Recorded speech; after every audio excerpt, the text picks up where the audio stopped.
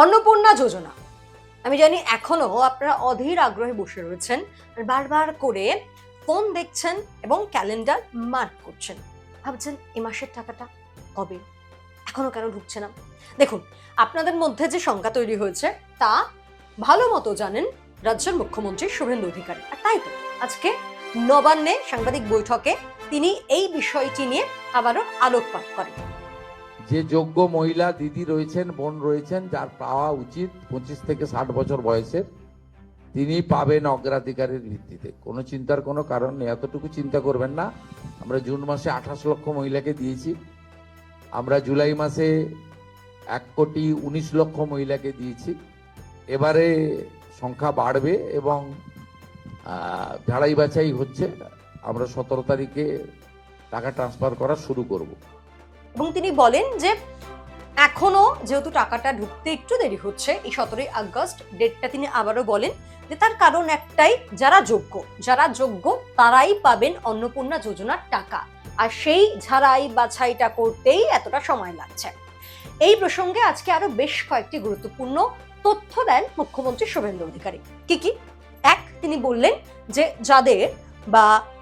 যে সমস্ত মহিলারা মাসিক 10,000 টাকা ইনকাম করেন তারা পাবেন না 3,000 টাকা করে অন্নপূর্ণা যোজনায়, একেবারে মেনশন করেছেন তিনি। আর কি বলেছেন যাদের বার্ষিক আয় 12 লক্ষ টাকা, পারিবারিক বার্ষিক আয় 12 লক্ষ টাকা বা তারও বেশি, তারা পাবেন না।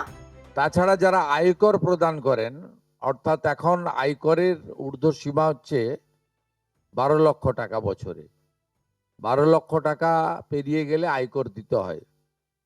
যে পরিবার আয়কর দেন, অর্থাৎ যার বাৎসরিক আয় 12 লক্ষ টাকা, সেই পরিবার এই কর্মসূচি অন্তর্ভুক্ত হওয়ার সুযোগ পাবেন না। এবং এর সঙ্গে আরো বেশ কয়েকটি পয়েন্ট আছে।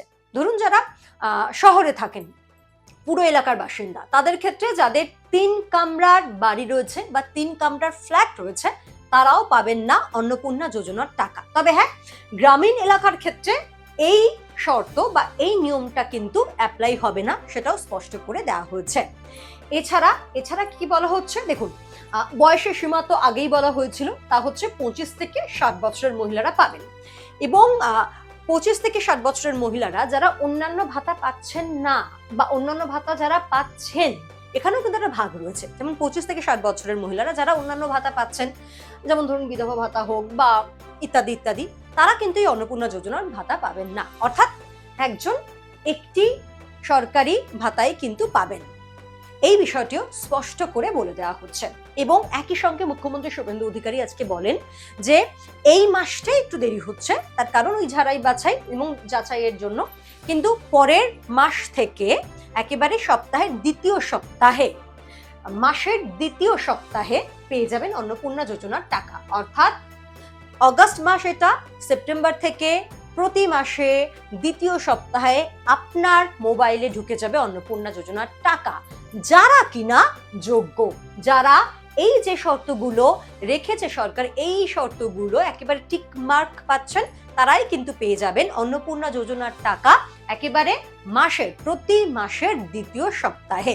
আর তাই কোনো রকমের শঙ্কা রাখবেন না। আবারও বলছি, এই যে একটু সময় লাগছে তার একটাই কারণ, ঝাড়াই বাছাই। কারণ মুখ্যমন্ত্রী বলেন এর আগে যখন অন্নপূর্ণা যোজনার টাকা দেওয়া শুরু হয়েছিল, তখন বেশ কিছু অভিযোগ তার কাছে এসেছিল যে যারা যোগ্য তারা পেয়ে যাচ্ছে।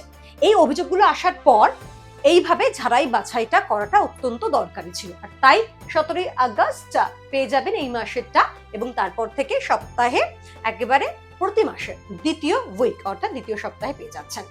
আর আপনারা কি মনে করছেন যে এই যে এত কড়াকড়ি, অনেকেই বলবেন যে বড্ড কড়াকড়ি করা হচ্ছে, কেন সবাইকে দেওয়া হচ্ছে না? আমি জানি এই কথাগুলো আপনাদের মনের মধ্যে আছে, কিন্তু সত্যি ভাবুন তো, যে যারা যোগ্য বা যারা নিডি তারা পাবেন না, আর যাদের দরকার নেই, যারা হয়তো মাস গেলে একটা ভালো মতো ইনকাম করেন, তাদের কি সত্যি দরকার রাজ্য সরকারের এই যোজনার টাকা?